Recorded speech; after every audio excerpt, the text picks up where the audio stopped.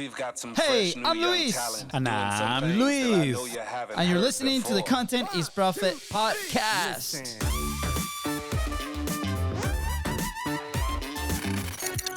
Monday morning. Monday morning. What's up, Fonzie? Welcome back. Welcome. On-air sign over there for just I know, for you. we need to put it we need to put it under the Content is Profit, so people can see that we're actually on air. I'm gonna have a surprise for our backdrop. But anyways, Oh, for those wondering, we are matching not on purpose. Swag drop. Just let us know if you want it. Send me a DM. It happens all the time. I But know. When we went to Podcast Movement, we had a few people, where do you sell that? Like, asking for the jerseys, we the don't. shirts. We gotta be part of our community. Come to the Facebook group. Yeah. Content is Profit. Look it up on Facebook. Join. All right. Are we ready, Fonzie? I am 100% ready. I'm very excited for today's guest. I know. We just started for like 2 minutes, and I'm stoked.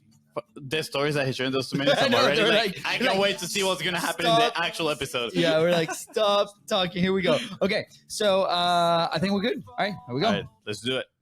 We've got some Hey, fresh new I'm young Luis. talent And doing some I'm things that I know Luis. you haven't And you're heard listening to the before. Content is Profit podcast.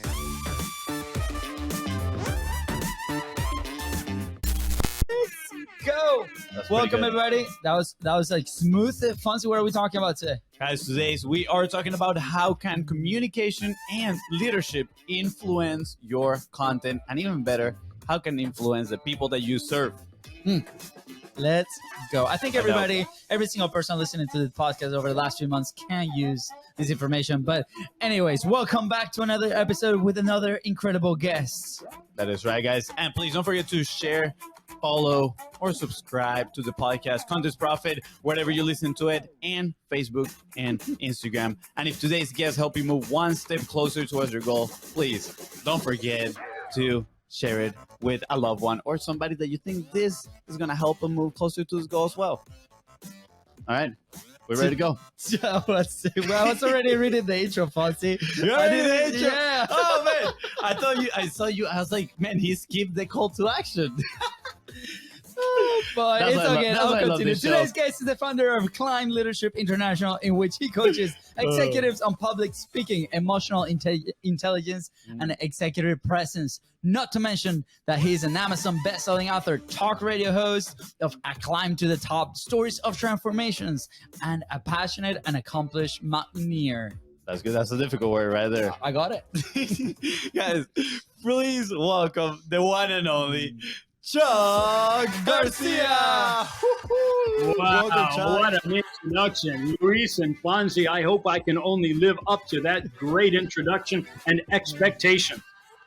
I appreciate you, Chuck. And I want to put this out there. Before we started, my brother was like, Chuck, we're going to record this. We're going to send it live, as it is. And Fonzie's usually the one that makes the mistakes. That being said, I made the mistake, but Chuck was so nice. And Chuck, can you repeat what you shared with me? Because I think it's of extreme value for those that are listening right now. Yeah, and just to put it into context, I teach a whole lot of very smart people, and they are deathly afraid to make a mistake. So when I open up my class on the first day of class, before they even know who the heck I am, I throw up on a big PowerPoint screen, do not be afraid to make mistakes. I pause for dramatic effect, and then I hit them with, don't be afraid of not learning from them. So to Fonzie, never be afraid to make a mistake. Always fear not learning from them. I appreciate it, Chuck. And that's why, I committed the mistake right now, but I learned my lesson. I got to follow the Q0, my cheat sheet that I didn't do today. So I appreciate that comment, Chuck. And, I found that actually super interesting because one of my physical reactions when I make mistakes is that I start getting a little bit sweaty, right? I get what I call the sweaty pits. I'm like, I get nervous. I'm like, oh no, I made a mistake. People are going to judge me. What are they going to think about this? Right. And you are famous for public speaking, right? And you teach executives about public speaking, right? And I'm sure you see all sort of reactions when people make mistakes, right? When they get in front of an audience and they start speaking. And I personally believe that it's not that different from actually podcasting or creating content, right? You're talking to an audience. So besides learning from these mistakes and reflecting on these mistakes, maybe what are some few things, some pointers, right? That people that are starting to step in front of the camera and share their message, what are some pointers for them to, maybe take it to the next step, the next level? First, I appreciate your comment, because what you're describing, when it comes to public speaking, now it could be having breakfast with your mom, being in a giant stadium in front of 50,000 people, or doing the podcast. To me, it's all the same. Public speaking is not, let me turn on a switch, I'll get on a stage, and then I'll start talking. It's not that at all. Because if that's what it is, it's exhausting to go onto that stage or to turn on your podcast and to be something other than who you were before you even flipped that switch. Is that making any sense so far? Absolutely. Yeah, 100%. Right. So here's the thing. The thing that we are doing right now on this podcast, we are opening up our mouth, we are choosing words, and we are vocalizing externally what we expect people to hear. Where does this emanate? From the inside. And what happens on the inside? The inside is filled with fear and anxiety and love and hate and all kinds of things that get trapped inside the body. When we learn to communicate, what we're doing is we're taking all of those things inside of us and we are consciously choosing what's going to come out. To your point, Fonzie, as I talk about, or when I help people to speak publicly, what I'm really doing, I'm helping them to get inside of themselves, to remove the fear, to mitigate the anxiety. Because if you don't take care of the inside, you will never master what comes out on the outside. So people think that public speaking is, oh, I'll stand here, I'll turn on my podcast, and I'll speak. But what I did just now, I used something called the power of the pause. I allowed my body an extra 1 or 2 beats. So now we're thinking musicality. 1, 2, think about the rest in sheet music, or think about any time you've ever heard a refrain. It's what you don't hear that makes the tempo and the cadence so comprehensible. So when we speak, and I'm pausing here and I'm clipping my fingers, I'm allowing you as the host and as the listener to catch up to what I said to maximize absorption. Because when a lot of people, Luis and Fonzie, publicly speak, they think that they've got to speak 1,000,000 miles a minute, that there's somehow points for speed, yet it's completely the opposite. How do I move you to my cause? And the only way I'm going to do that is to find just the right juxtaposition of energy, the right words, and when it all comes out, ensuring that you understand and that you have a call to action. Because if I don't do that, no matter how eloquent I may be, I didn't achieve my mission. So the first learning outcome here, power of the pause. And what Mark Twain said, if you have nothing to say nothing. So often when I'm teaching people to publicly speak, a lot of the nerves and what you said about the body begins to react. And that's the connection between the heart and the mind.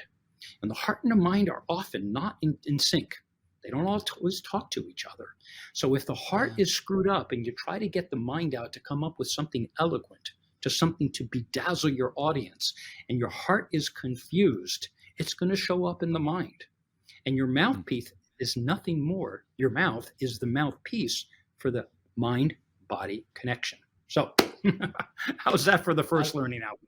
Oh, that was amazing. I love it. It throws me back. Last year we were in Montana. We emceed an event for one of our podcast friends, George Bryant. And it was a great experience. It was the first time that we were there at the event. And we learned the hard way, the power of silence, right? We're trying to command the attention of this group of like 30 amazing, top level entrepreneurs, right? And it was silence what allowed us to like get the attention of the room. And we're big fans of music and pump it up, energy through the roof, but sometimes we need to bring that down.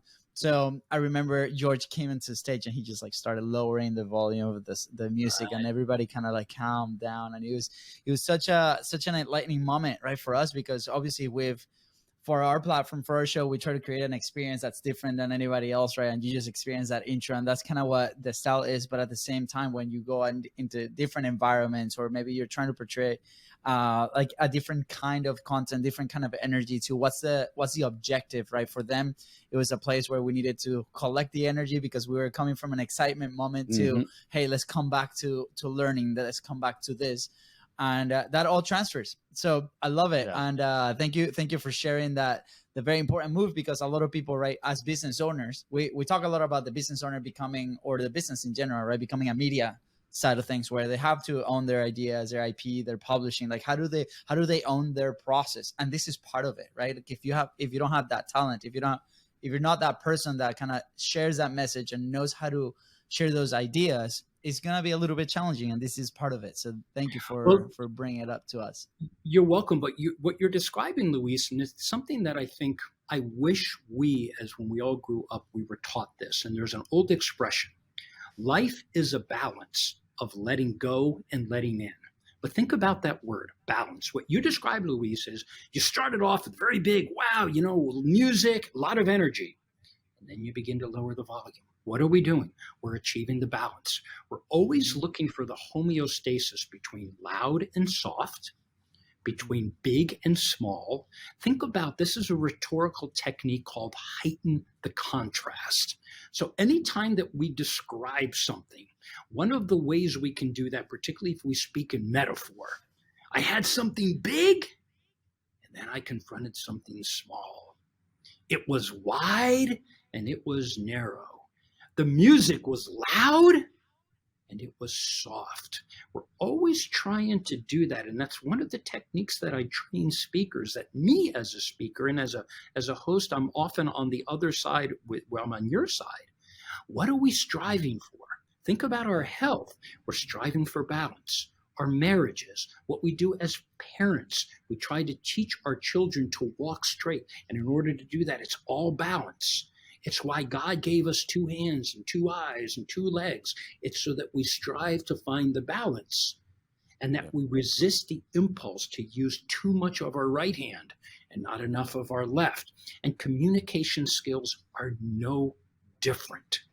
We strive to find the balance between heart and mind, between voice, what we say, and what we hear.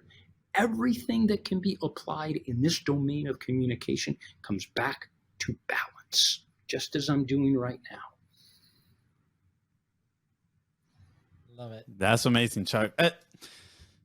I'm internalizing everything you said. I'm taking a few notes, and I'm definitely going to come back and listen to this again, so I can, cement it in my brain. Right. But I was watching one of your videos, and you talk about your 10 commandments. And I think one of the first ones was, and I have it actually here, the primacy and recency effect. You were talking about that. And now you sharing this lesson at the very beginning, it is actually making me reconsider some of our frameworks on how we run the podcast, because we usually start with the backstory of the guest. We actually ask them about their story.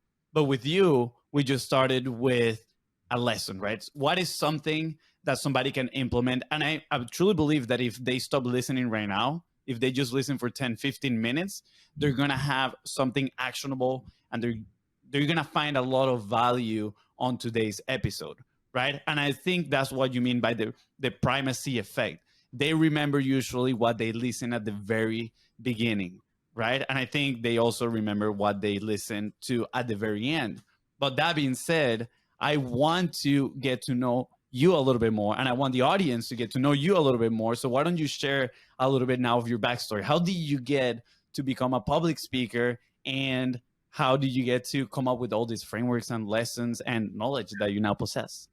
Yeah, well, thank you very much. And for context, what you were introducing was the 10 commandments of great communicators that's articulated in my book called The Climb to the Top.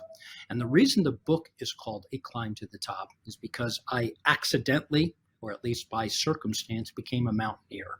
And that was 20 years ago, because I was scheduled to speak on 9/11 on the 107th floor of the World Trade Center. And I was originally scheduled to speak that day at 9:30 in the morning. The 107th floor of the World Trade Center had an event space. It was a restaurant called Windows of the World.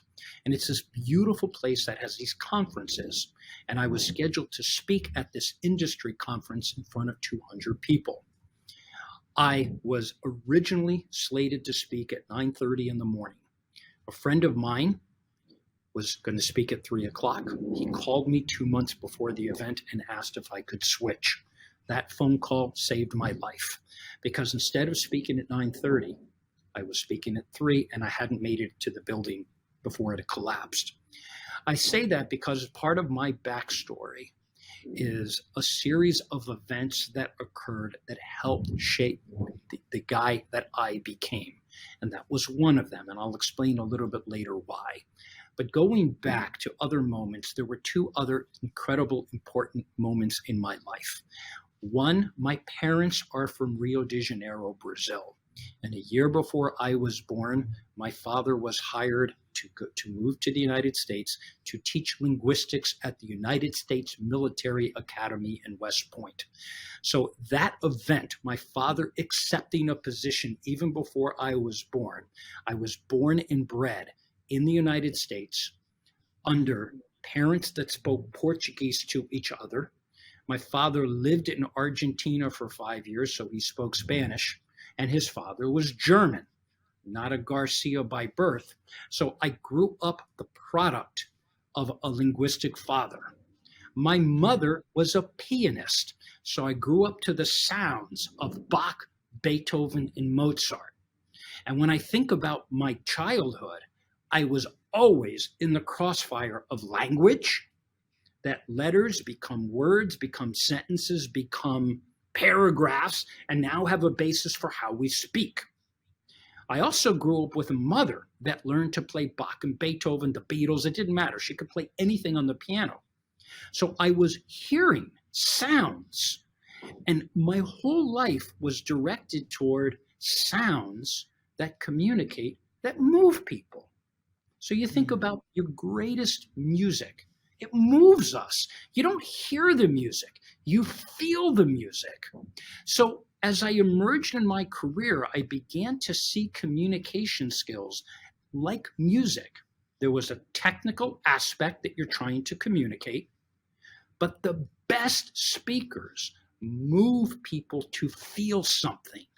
And then if you can get them to feel something and you provide a sufficient call to action, like the great Martin Luther King, everybody else had a plan. King had a dream. And when he communicated that dream, we felt it. And it moved us to want to become part of that dream. And I think, Fonzie and Luisa, I think about as I emerge in my backstory, I just had the influence of language, of music, of orators, of these wonderful communication techniques, be in words or symbols on a sheet music. Oh my God, listen to all of this that we have the ability to be able to internalize and then use as a device. Who knew? So I think growing up, my story was very much rooted in, I had wonderful parents that were devoted to the education of my brothers and I. I grew up bilingual. I learned Spanish along the way. And then through the years, I think just to get to the heart of my background, my professional background, I was a finance major in college. I went to Syracuse University with one dream, to go to Wall Street. Landed at a big bank.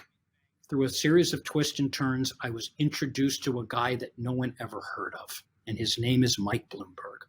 And that was another event in my life. When I told my friends I'm interviewing at this little teeny company that had 190 employees, and there's this guy who runs a company I never heard of. His name is Mike Bloomberg. And my friends said, who's this guy?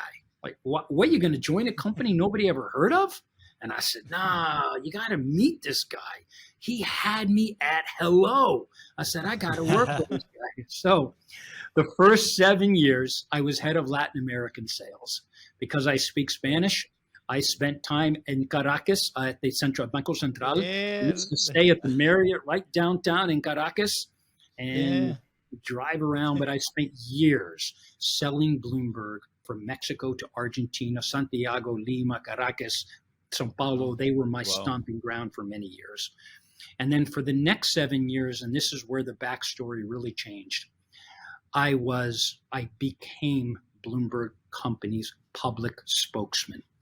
And what that meant is my job was to get on stage all over the world. It didn't matter if there was a speaking engagement that the Bloomberg organization had a request. It was my job to go to wherever that was, all over the world, and step on stage and speak. Most of the topics had to do with the integration of finance and technology, because that's what, before Mike Bloomberg became the mayor in New York, that's what the Bloomberg Company is. It's a media company, but very much rooted in the integration of finance and communication. So for years then, I was the company's public spokesman, and the 10 commandments that are described in my book are the tools that I had developed over my own observations, and I will say the mistakes that I made. How do I help others to communicate in the ways that I taught myself? Then I had the opportunity, when I left my Wall Street world, I formed my own company called Klein Leadership. I am what's called an executive coach. I coach many people, companies all over the world, how to communicate, as I'm doing right now, trying to teach our listeners something. And I am on faculty at Columbia University, where I teach these skills in the Graduate School of Engineering. Wow. What That's a amazing. story. I love that you connect, this series of events, right, leading to who you become, right? And I think that's on its own, that's like a massive piece of information for a lot of people trying to put their message out there, right? Like we talk with a lot of people that are starting to their first experience speaking publicly might be in front of a camera, right? Doing a live or something like that type of content. And a lot of people find a lot of friction there, right? So you've had perfected over the years how you share your story, why you share probably certain things. This story about September 11th, that's crazy to me. That's like, wow, like what is one of those mysteries of the universe, right? So it's very powerful. Luis, and I can't tell you why. Yeah. And, just like you, for example, us coming from Venezuela, right? For those that are tuning in, probably that they don't know, but, I personally had a crazy experience. Like I got kidnapped, and that was the moment where I was like, I'm out, right? I'm going to go find a new opportunity. And maybe that's the reason we're both here right now. That's the reason I have my beautiful family, right? So all these events, right, that sometimes lead to something. But here's my question, right? In this new world of modern media, and people or companies that have to like control their message and making sure that they're out there to the world providing a lot of value. We work with some companies that they pick, they have an attractive character, whether that's the CEO, the CMO, somebody that's like like you to Bloomer, right? You were like that spokesperson that goes out and shares the message. Right. But some people find a lot of friction to that, and then they don't dive in, whether that's the CEO might not do it, right? The CMO might not do it. They might assign an external person. So what's your advice there on like how these companies can transition into, because they must publish in some sort of, they have to put information in some sort, right? They have to be present in front of their audience. They have to be connecting with their audience and with their clientele. How can they do that, right? If they encounter friction, what can they do? Yeah, well, I think a lot of the friction comes from, Luis, just when you start to describe to somebody this job description, and people say, "What, me?" And then you ask them their education. What do they talk about? Well, the educational model, at least in the United States, or I can say in the world, it rewards you for what you know, it punishes you for what you don't, but it doesn't say anything other than that knowledge that you were able to cram, exam, and regurgitate on a test. That became the definition of how we describe people as being smart. And that has been ingrained in our psyche as little children. If you're the top of the class and you're a terrible person and you're not good at anything else, but you're great at taking an exam, you're number one, everybody's so proud of you. But to me, I don't give a damn. Does that say anything about your character? Do you align actions and words? Do you deliver on your promises? Where do you get a grade for that? And what I'm describing then is I came to learn. I'm no genius. I'm smart enough, I guess. But this wonderful opportunity that came in the moment for this job that I described, nobody's prepared for that. They don't teach you that. You don't major in that in college. And if you do, good luck. You better be damn good at this. But what I find, and to your question, most people in the world tend to ascend based on the strength of their technical competence. And these companies that you're describing then promote people into these other positions. And it's called the paradox of success. The skills that got you halfway up the mountain are good and they're valued. But they're not the skills, Luis, that you're describing that get you to the top of the mountain, because anyone who is in a position to communicate professionally is always on display. You have to get most of it right, and you don't have the luxury of getting it wrong or offending somebody. So why is this so daunting? Because the model that led us to believe that we're so smart had a grade, an SAT score, or some other measure of your brilliance. When you are taught to communicate, nobody's measuring it. They're telling you, oh, you're pretty good at this. Oh, he's very compelling. Great speaker. I don't have a grade. I don't have anything to compare it to. So why is it so daunting? And I think that many of these companies, my recommendation to them, because I teach it so many of them, if you have someone who is good at what they do, they are credible, they are respected, and they are trusted.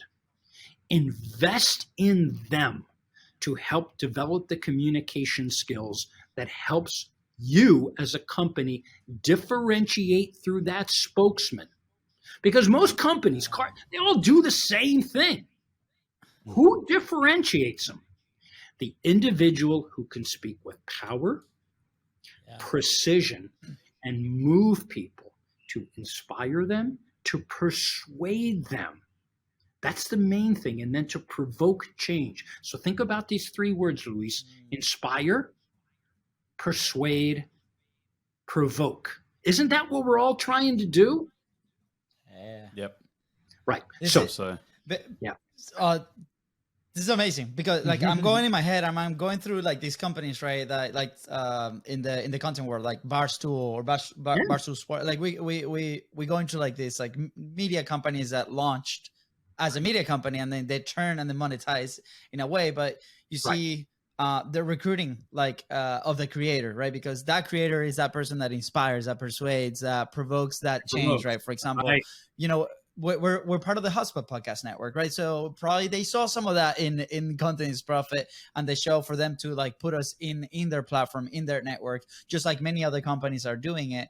And I think people listening right now, I love this because it shows a roadmap, right? Maybe you have somebody internal that you can develop, right? But that might take some time. But like, what are some other ways? It's like identifying those skills in maybe people that are already publishing, that already might have a platform available and aligns with your values, your story, your thing, and then you can recruit those people into the company and provide value together. So I'm trying to assemble this, right? Go ahead. I want to make another point though, and I think this is probably the point that requires a note of emphasis. When people go out to launch in their careers, they're highly motivated to get the technical aspect right. If you're going to become an accountant, a doctor, a lawyer, there is rigor to this thing that you need to learn how to do well. So you apply a lot of time, discipline, and the commitment to that profession. Okay, cool. My best friend's a doctor. I remember he was taking his boards, all these exams. He was great. And he applied a discipline and a rigor to becoming a doctor. When it comes to professional communication, though, to those companies, once they identify them, the same level of commitment, of rigor, of conviction to the really great speakers of the world. They are not an accident. Let me repeat that. They are not there accidentally. It was strategic and intentional to learn the rigor of what I describe in my book, A Climb to the Top. If you want to be a great doctor, focus on physiology and anatomy. And then if you have decent bedside manner, you're going to be a great doctor. If you want to communicate to move people to your cause, same thing, commit, whether it's my book, there's no lack of books, courses, all kinds of ways. But those, Luis, that take for granted that, I'll just get up on stage and I'll wing it. No way, no how. This should be treated with the same level of conviction as if you were walking into the operating room to operate on my kid. You better be damn good at what you do.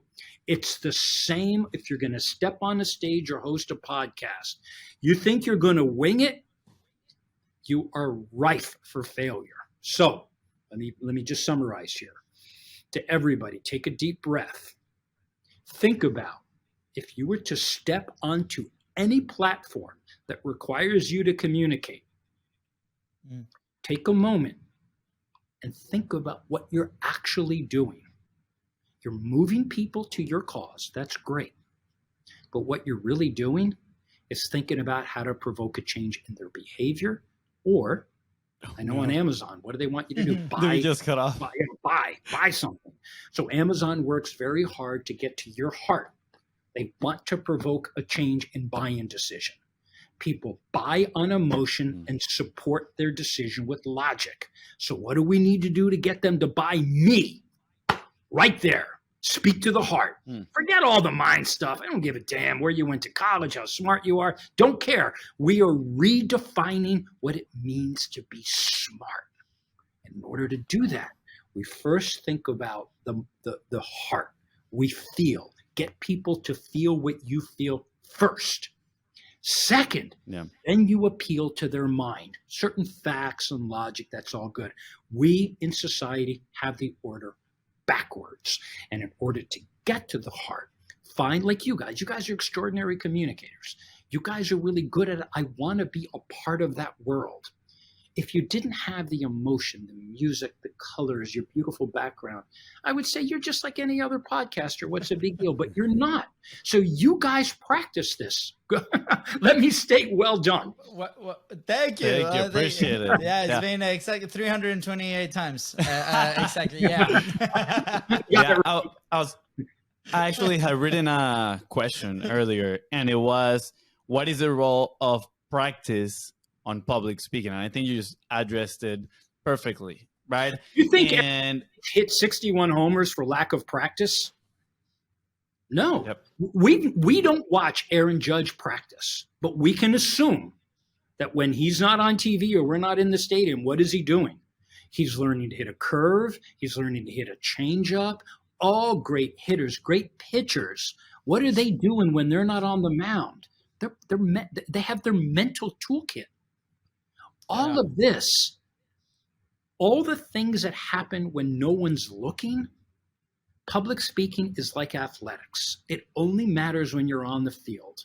There was a game last night. Oh my God, the Kansas City Mahomes, that guy is awesome. You watch that guy operate.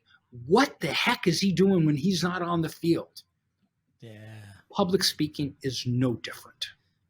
Yeah. Absolutely. I see it as a sport now. Kind of like we grew up playing soccer, right? And it's the same premise. I mean, you are practicing 90% of the time, and then the small window of opportunity that you get in a game, that's where you get to finally see the product of all that practice and all that hard work that you put on before. Yeah. There's also another important part here, Fonzie, and I think it's a good metaphor of the soccer player. Think about, let's assume that all the people on the soccer field are equally competent. Okay, the game is tied and you get 5 kicks into the goal. Let's just assume everybody can kick, because all your life, all you've ever done was take the ball at 20 yards in front of the goal and kick it in. Okay, now you got a goalie in front of you. How are you going to kick that thing into the net? It's not that one person is better at kicking than the other. The person that you want them to be calm under the weight of enormous pressure. They all kick the ball equally well, but that's not the guy you want kicking the penalty kick. You want the guy who is calm, controlled, has the mindset of how to operate optimally under pressure. And that's public speaking. I can teach anyone the power of the pause. I can teach the primacy effect, but what I'm really teaching you, it's this thing called grace under fire. Think about, who do you want kicking the penalty kick? If they're all equally competent, you only get one choice. Who's that guy going to be? The one who can stay calm internally, no different in public speaking. The one who is calm on the stage. It integrates calm with energy and enthusiasm and technical competence. Think about those three corners: energy, enthusiasm, technical competence. Love what I do, really good at it, calm under pressure. Who's teaching these skills? Me, no one else. And I wish someone had taught me that. Let's go. How do you practice that grace under pressure? Because when you're practicing, and I'm going to go again back to sport, right? When you're practicing, you don't have 90,000 fans looking at you kick the penalty, right? You're not under the pressure of playing in the World Cup final, or you might not even have the goalkeeper right in front of you, right? So these are like different layers of pressure that come under. And I'm guessing when you're practicing public speaking, you might not have thousands of people right in front of you at that time. So how do you practice that grace under pressure? That's a very good point, because what I'm describing is when we teach what I came to learn over 8 years of teaching people. I knew how to do this because I learned to develop my own skills. But when I started to teach, it was a revelation, because everyone had different fears, and I was teaching them to speak, but that doesn't mean they were a good speaker. So what I found out, Fonzie, is when I started to teach a subject called emotional intelligence, it's helping people to use the techniques that the athletes use to stay calm under the weight of pressure. And when you teach grace under fire, because this has to come before you kick the penalty kick, what do you see that the guys who kick the ball do? Look intently at what they're doing when the camera's on them before the referee gives them the ball. My guess is they have put their mind and body in a particular state. They have breathed like we do when we're doing yoga, or just if a batter ready to take a fastball at 100 miles an hour. He is breathing, or she is breathing, to take control of my body, because I first have to get my body in control if I expect my mind to do what I need to do to kick the ball. So, Fonzie, what I'm describing are not only breathing techniques, but visualization techniques. In my mind, I have already kicked that ball into the goal. That's before 100,000 screaming Venezuelans are yelling at me to make sure I score, because that changes. It rattles your brain when 100,000 fans have an expectation you better kick the ball into the net. So what do? It's not about the kick. That kick's already been determined. It's been determined in the mind. So we slow it down. We freeze the whole world. Nothing exists right now but me and that ball. There is no one. You can close your eyes. You can blink. The mind has an incredible capacity to visualize the future. So this is how we do it. Calm, breathe. All that energy is focused in one place, only one. That's my mind to my foot to the ball. Calm, quiet, nice and easy. All those screaming fans, they don't even exist. I don't hear them. I don't hear the coach on the side. Right now, it's just you and me. 2 seconds later, that ball's in the goal.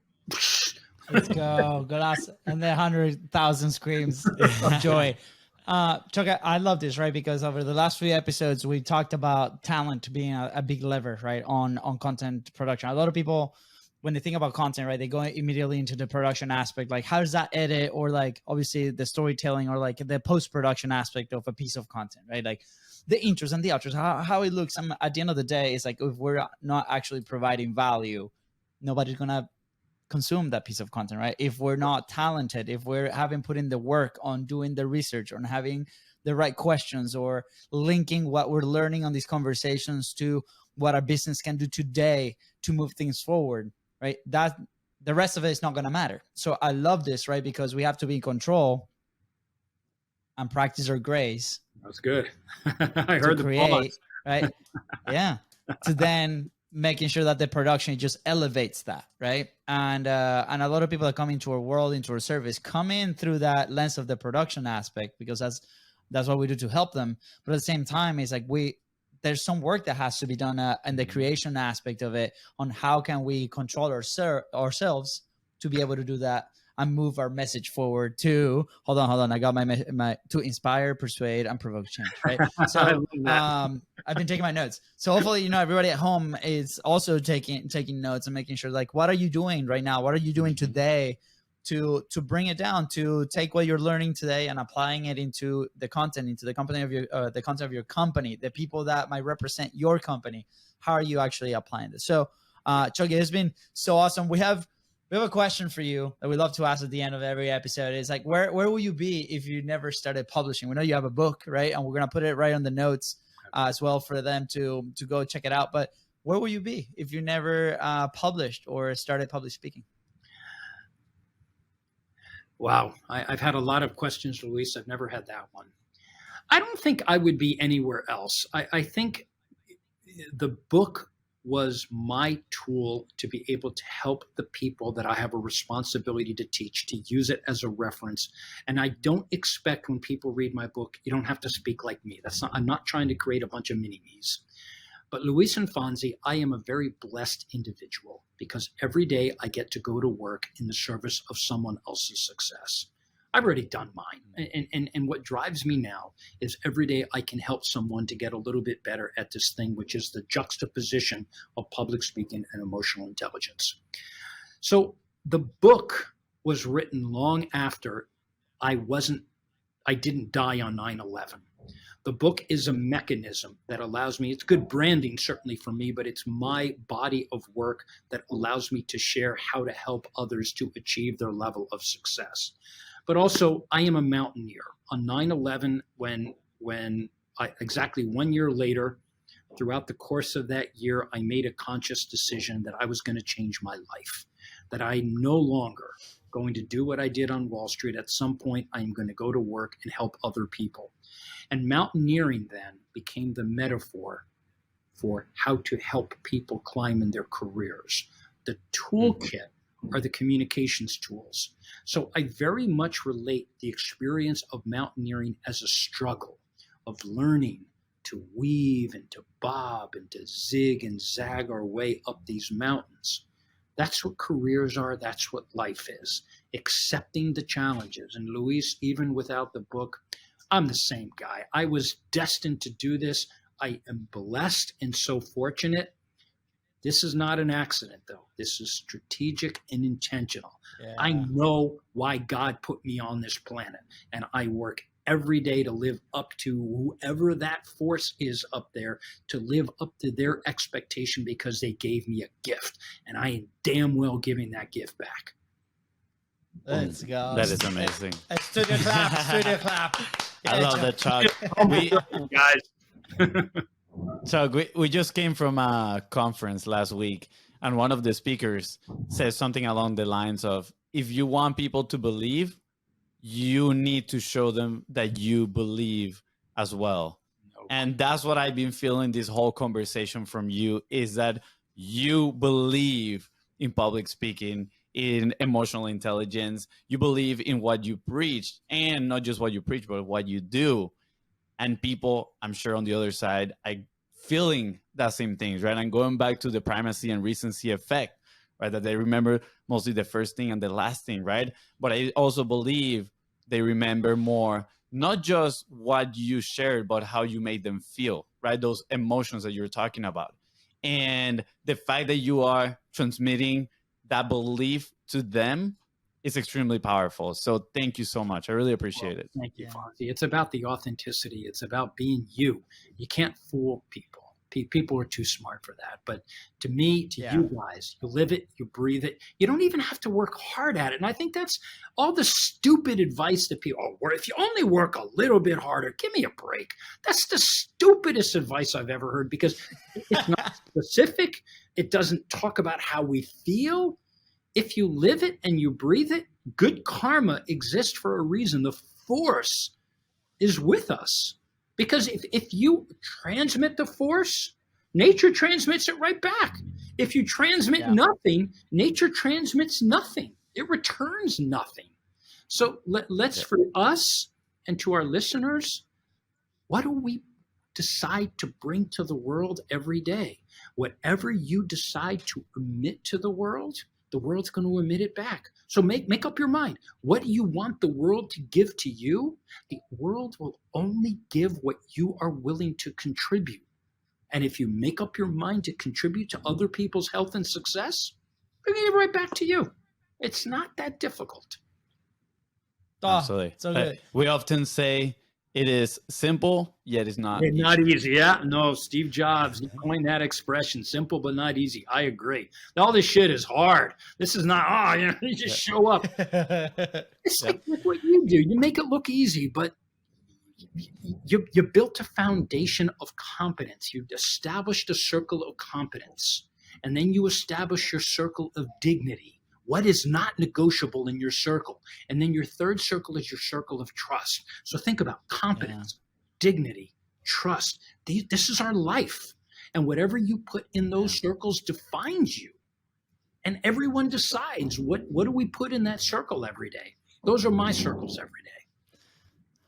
Oh, I think that's the episode. That was so good. I'm just going to put this out there. We need to get you back on the show to talk about your sales journey, going through South America, selling Bloomberg. I would love to learn some of the lessons that you learned throughout that experience. I think it would be pretty impactful. It would be my pleasure. It's so much fun and rewarding collaborating with both of you. This is an open invitation, you guys. Anytime, anywhere. Caracas, New York. You tell me. Where are you guys? We're in Florida, North Florida. So anytime, people. What side of the state? We're in Jacksonville, so the east side.